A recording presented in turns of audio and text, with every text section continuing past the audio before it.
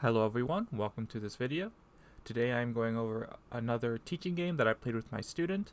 Again, because we have a tournament actually next weekend, November 2nd. We are playing a handicap game to prepare both of us for the tournament. Now this one's a little different because if you look at the bottom, I actually played black. Now, when we were preparing this teaching game, I kind of jokingly asked him, like, "Oh, do you want me to play as black?" Because he was saying how, like, this is the third game we've done, and the first game he was very, Moyo based, I should say, Moyo based, and then the second game we played he was very fighting based, like, very there's like 10 groups on the board, whereas the first game there's like 3 groups on the board. In this game, he really wanted to see how I handle handicap stones. So that's how we ended up with me playing with 5 stones. Now, of course, he can't give me 5 stones. However, I still think it's a good experience to see how a stronger player handles using handicap. So yeah. Basically what I look for is black is you need to find a good balance between knowing when to back off from a fight, assuming it's somebody of a stronger level, but also to not back down. Like here I just kick and jump. When white extends, I just split the middle. Like you can back off in that white's play here. This is definitely playable. But I really wanted to, since I've played this high one, I want to get an attack on these 2 stones here. And because of the spacing, it's hard for white to attack this stone here. So white double pincers, and then I attach on top. Yeah, there's a lot of moves black can do here. Black can attach, black can kick, and then split, and then black can attach. If you don't know these variations, I'll definitely learn them. I won't go over them in this video because that's kind of minutia and not really on the topic of this video. But basically, I don't want to do something like this and just let white connect. Again, you need to find that correct balance between being aggressive or knowing when to back down and knowing when to not back down and fight. You don't want to do something like this either, because you're going to be helping white immensely on the top, whereas your corner is still open. So don't do anything like this. Don't do anything like this, because you're just going to be the outside's more valuable than the inside. Because what happens in the game is white just extends back, which is not Joseki, and allows me to go here. You can see white has a weak stones here, a weak stone here, and now weak stones here. So if you just, and black really only has 1 weak stone here. White extends, extends, approaches, and I just fix. Because I know right now it's just a 1-to-1 stone advantage, so it's even. Plus, I did not know if I wanted to pincer, kick, or extend. I didn't know if I wanted to just pincer directly somehow, kick first, or just extend. So I just play elsewhere. See how they want to play. So they play here. So this move will definitely look confusing or even bad if you haven't seen it before. But if you haven't seen my last AI video, the AI played this move, and we were talking about this before the game. So that's why he played this. Good, bad, I don't know, but that's why he played on the 4th line as opposed to the 3rd line.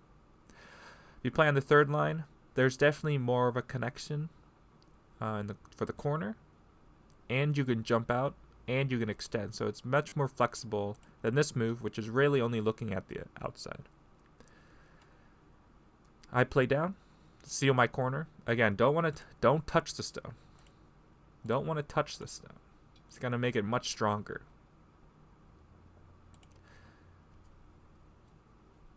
Just play down, and then white caps.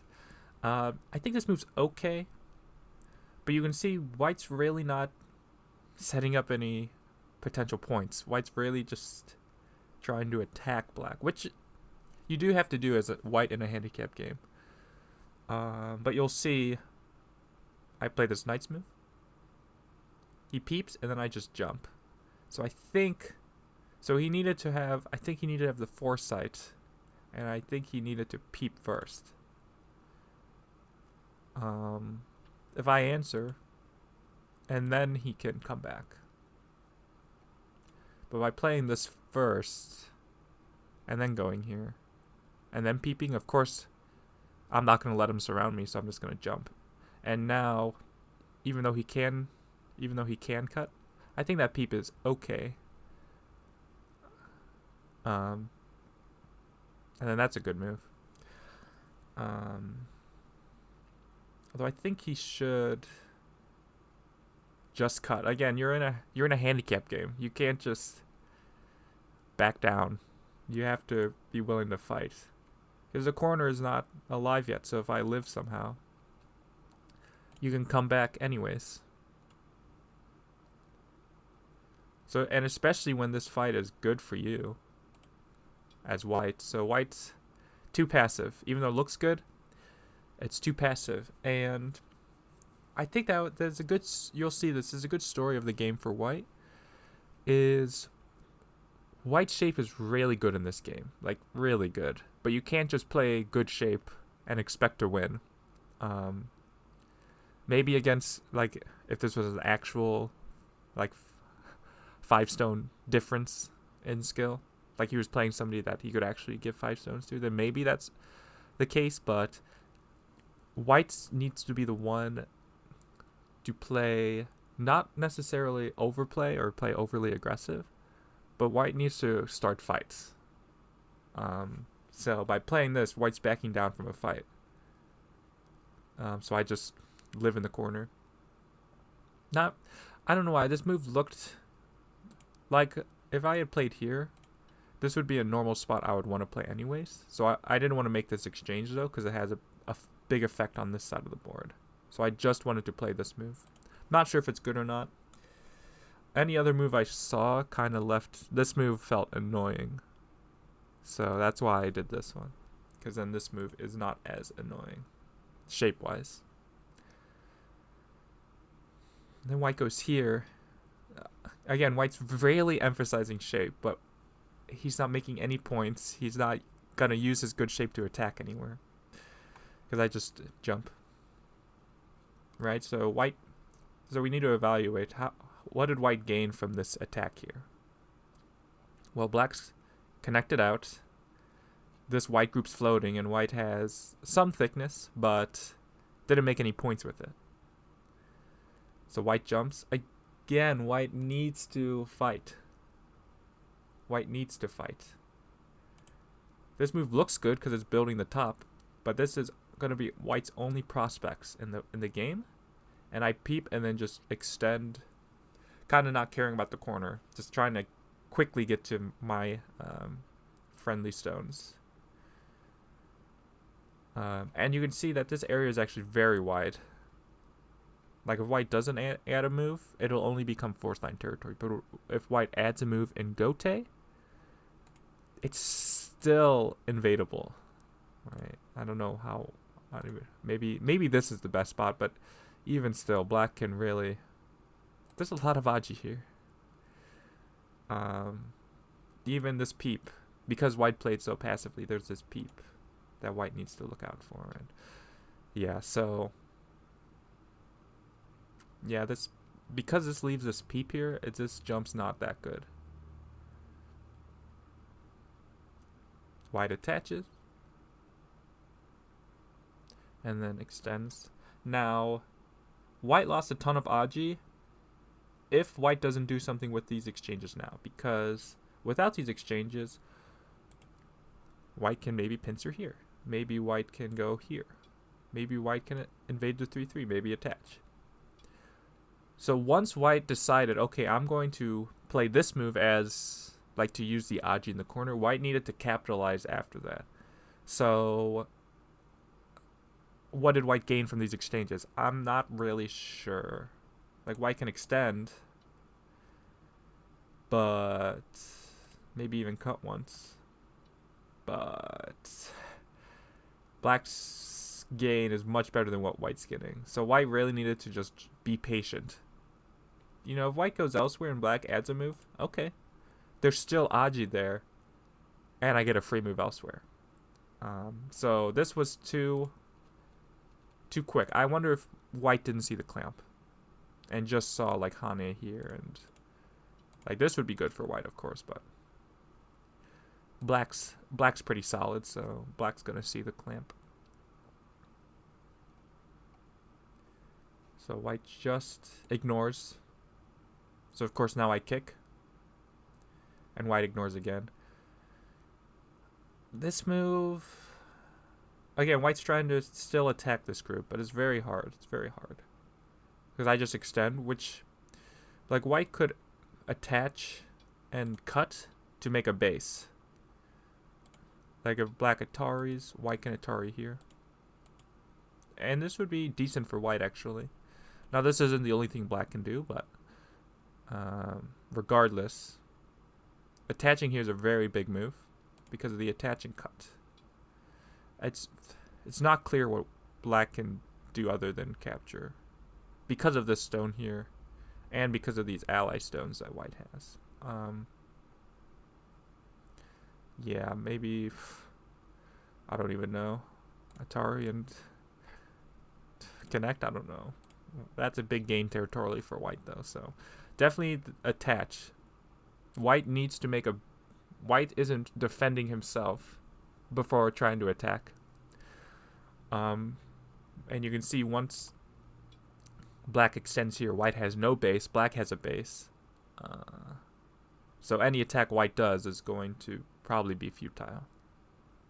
Pushes and then jumps. So this is a very important point where if you're not going to push and cut, then don't push.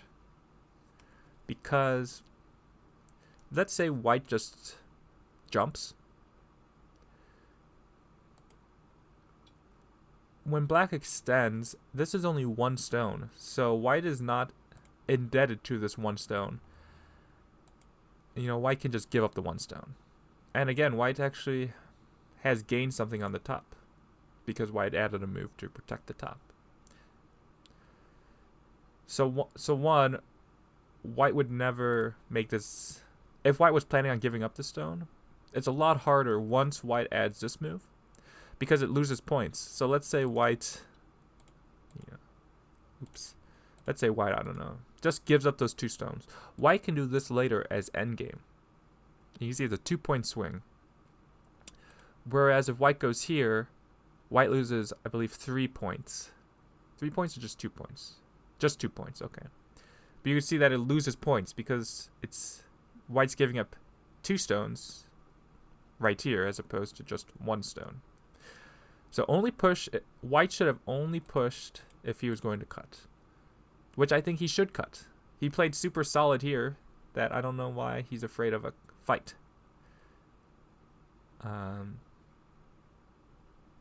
Yeah, so you can see that we're at move, I don't even know, like 40? Maybe a little less than that. And white still has not started a fight anywhere on this board. Because white pushes and then jumps. Because even if black connects, again, this exchange has not helped white at all. So definitely, if you're going to push, cut. Don't just push to push. Because also later, maybe white wants to push from this side. There's like, yeah, white might want to push from this side and cut from this side. But once white pushed here and then jumped, there's none of that Aji. Plus, black gets the first move here. So, of course, black doesn't connect, though. Black extends.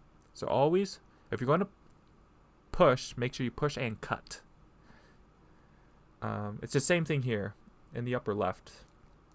There was many options white had. So once white chose this one, white really needed to capitalize. So when white, same thing here, once white pushed on this side, white really needed to use it. But when he just jumps, he's lost so much aji here. So make sure, when you play Go, make sure your exchanges are good exchanges, or better than your opponent's. Because again, all Go is a series of exchanges. So yeah, now you can see white's very floating and inside of a black structure that's very strong. So I played this move, which looks strange, but it actually goes after the shape point. And white attaching here actually kind of connects up all his stones. And this cut still exists. So now that white has cut off my connection from this side, I kind of don't want to have to play this move, you know? So that's why I play here. Now I'm still looking, okay, if white cuts here, I can still connect this way. So I'm still looking at a double connection. White jumps. So I play, trying to ask white what white wants to do. So white cuts, and then I come back. So white took my one of my outlets of connecting. So then I take the other one, which, this is a huge move. But I understand now white kind of sees a target, so white kind of needs to cut. White goes after the one stone. So I hane, see how he answers. And then plays the bamboo joint. Again, white's playing very solid shape, but white can't just emphasize shape. White can extend up, or should extend up. Because if black pushes and cuts, it's actually going to go straight down to here. So black can't even cut. So this bamboo joint, again, very good shape. But you only play the bamboo joint if you are want to make sure you want to connecting with good shape. But it's not great shape if you're trying to attack. So white really needed to just extend. And you'll see white lags behind in this fight, which is a big deal. So I pincer, so now I can go after the whole group. Whereas, let's say I go here. And then I pincer. Even if white jumps, or even just fixes the cut, now black has potentially two groups to worry about. Right? Maybe black jumps. Well, then white can maybe hane, Atari, and then come down maybe. Something. So now white can attack this group while still attacking this group. That's what you want. You don't just want a single attack, you want to have a dual attack. So the white jumps. I jump. Again, very similar to the last situation, but white's one move behind. White covers. And I come out. Really building the right side now. Shoulder hit. Yeah, white's really trying his best. I think this is good. You'll see what he's aiming at very shortly. He's aiming at cuts here. So he's leaning on this stone to get strength to attack this group. I cover. Again, this stone can connect this way or now this way. So as long as I have two ways of connection, I'm good. Again, still have two ways of connection. Covers, and I connect. So now, basically, this entire bottom left is mine. This bottom right is mine. I'm building the right, whereas white's only points are on the top. So white really needs to do something. So white, this is a very good move. I actually did not see this move. And then cuts. Now, I think I did think for a little bit. So you'll see what I do. I Atari and then connect. So I'm allowing white to go here. However, I'm going to be looking at this point. As you can see, white cannot cut this way because I can Atari and then capture the 4 stones. So white needs to go here, but then I can go here. So I was offering a trade where, okay, I'll give you the center stones, but I'll take the bottom right stones, which is, as you can see, much bigger than those stones. So since white's, I can't cleanly cut the stone, so white plays a very good move. Connects. See, this is the time when the bamboo joint's good, because it's making sure he's connected. So Atari, and then tiger's mouth. Then white goes there. I think this is the wrong direction. White needs to go in this direction. I really wish so, like, imagine if, like, maybe right before this move, and it sounds crazy, but white should be thinking, okay, I'm going to try to attack these stones, so I should get in my forcing moves with this move. Because imagine white had stones here already. If we go back to the fight, like, even right now, white could even consider doing this now. Because imagine white had the stones there. I'll put them on the board when we get there. Imagine if white had already made these exchanges.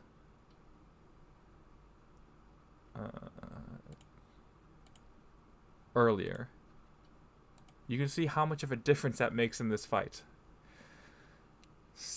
Like a huge difference. So white should have prepared better for this attack. Because you can see now if white Hane's here, black will just, okay, I'll just give up a few points. Or even just give up the corner. So white really needed to make the exchange earlier. And I don't know why he didn't make the exchanges. Because again, if he doesn't make these exchanges, the clamp he did or the attachment he did earlier is just going to go to waste. This move here is just going to go to waste. So, yeah. Definitely missed opportunity for white to get a better attack. Because this move looks good. Like, this move looks really good, but since black has a lot of his outside liberties, it's not so clean. But I believe first, yep, I extend up and jump. So now you can see all of a sudden white's getting attacked in the upper right. White peeps. And then black plays, if I do say so myself, a very good move. This attachment. Basically, this attachment is both connecting this cutting point and this cutting point. Because if white directly cuts, you can see whites cannot cover here. So white needs to extend. But then you can see, even though white can cut off the 2 stones, I can still break into white's territory, which is all that matters. And white's now basically dead in the upper right. So, yeah, it's a very good. Again, you might, whenever you're playing Go, you might consider, like, okay, what if I play this move? What if I play this move? But always try to think of more options. Always just try to broaden how much you read, right? Because if you just try to read normally, you're never going to see the other moves like this move. You're never going to see that move if you read with a closed mind. You need to read with an open mind. So he hanes. But you can see now I can connect. And then extends back, but I just connect my stones. So now I'm all connected. He pushes, which is not a good exchange. But he just ignores afterwards. Cut. Sorry. So I give up the corner. Now, I really wanted to move like this move. Because if white ignores, or the point of a move like this is not only it's attacking the upper left now, you can see now that black got into the top, white needed to worry about both groups. And because white didn't want to capture this stone, white actually doesn't have 2 eyes yet. But I wanted to get this move because you can see now I can actually capture these stones kind of in a loose ladder, I guess. Whereas, even though it's not going to be game ending, I go here in the game. White can actually save these stones now, which means I need to come back and connect, which again wouldn't be terrible for black, but it's something. Since I can probably get this move in Sente, it's pretty good. So, but I just go after these stones because if I can save these 3 cutting stones, white's actually not alive on the bottom. So you can see how white's position is really collapsing. White plays an interesting looking move. Obviously, something quote-unquote normal doesn't work. Because black can just Hane here. And you see white can never get more than 3 liberties without putting this stone in Atari, which means that black can capture. So he plays here. But I just make my bamboo joint. Again, knowing when to play good shape like a bamboo joint and when not to is important. You can't just play good shape all the time. Sometimes you need to play the vulgar shape. Sometimes you need to play a different shape. It extends down. But I just take out the base of this whole group. He tries to cut me off, but I read this, that I can attach here. It's knight's move, how to cut a knight's move. Extends and then cut. White attaches. Again, any normal move doesn't work, so white attaches, but I just capture the stone. And at this point, white resigned. Yeah, definitely. Well, the center bottom group for white, it's probably not going to live, but even if that did live, white has no points, and black has just taken out all the points. But yeah, I think the key for this game, because again, white wants to prepare for the tournament, is that when you're playing white in a handicap game, you can't just emphasize good shape all the time. Because sometimes white needs to be able to start fights, and by just playing solid shapes, while it's keeping your group safe for the meantime, you're not going to be making any points, you're not going to be starting any fights, which means you're not going to be able to get any advantage. You're not going to be able to get back on the 5-stone advantage. But I will say, for my student, while you played, the shapes in this game are a lot better than the shapes I see in your normal games. So you should definitely, maybe not to the extreme in this game, but your shape recognition is pretty good. As well as, like, this attachment that you played, even though I'm just kind of brushing it off because the game's already over, it's a very good move, actually.